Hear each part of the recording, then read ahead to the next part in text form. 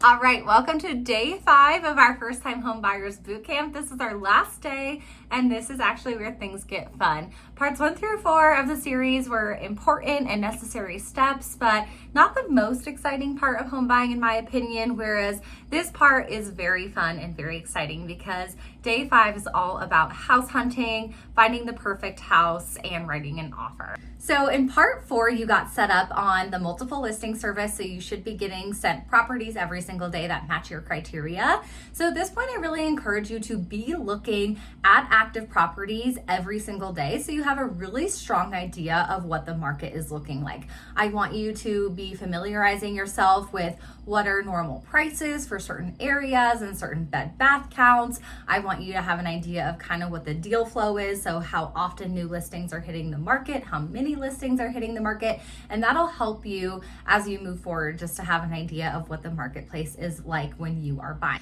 So when you go to start looking at properties, a lot of people have a very specific idea in mind of what exactly they're looking for, and it's usually pretty specific, but I always encourage you to have an open mind and go in and check out different properties because you might be surprised in what you end up purchasing. I would say honestly about 50% or so of my clients end up buying something pretty different than what they initially told me that they wanted. So taking the time to make sure you're exploring all options and being really honest with yourself and what your priorities are and what you do and don't want in a property is really important. So for example, I helped some clients earlier this year that they were moving from out of town, they're first time home buyers, and they told me that they really wanted a condo, but it was mostly because they thought that condos were going to be so much cheaper because the purchase price is so much cheaper.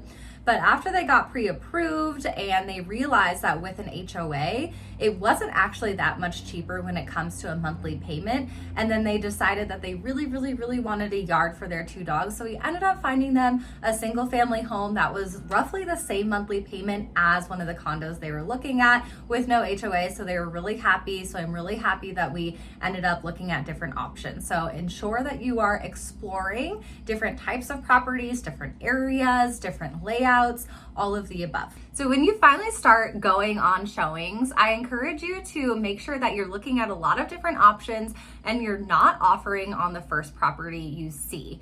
And I want to caveat that with lately, a lot of my clients, the first or second house they see, they end up absolutely falling in love with, and it ends up being the perfect property for them.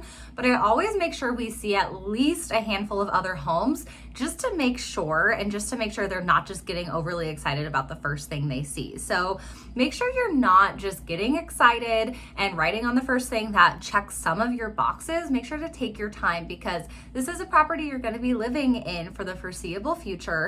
So make sure that you are certain of this decision, and make sure your agent isn't just shoving you into the first property that checks some boxes too. Some agents can get lazy in this step because showings do take a lot of agents' time. So make sure you feel really confident in your choice in the property you are offering on. And before you even write an offer, of course, your agent is not an inspector, but make sure you're doing as much visual inspection as you possibly can. So obviously we're not going to be able to see the sewer, and we're not going to be able to see a lot of the roof and things like that, but there are a lot of things that you can see.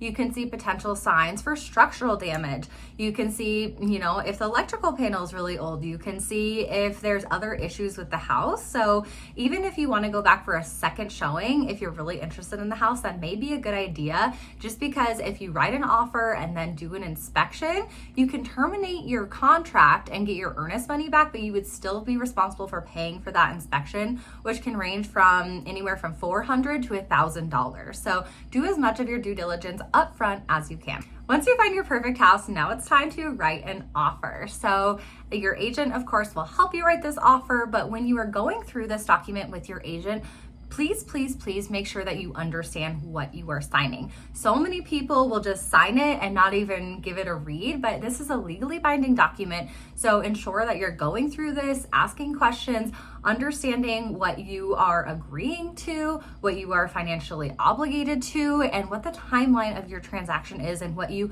are and are not able to do. So make sure you are fully understanding your opportunities and what you can and cannot do as a buyer.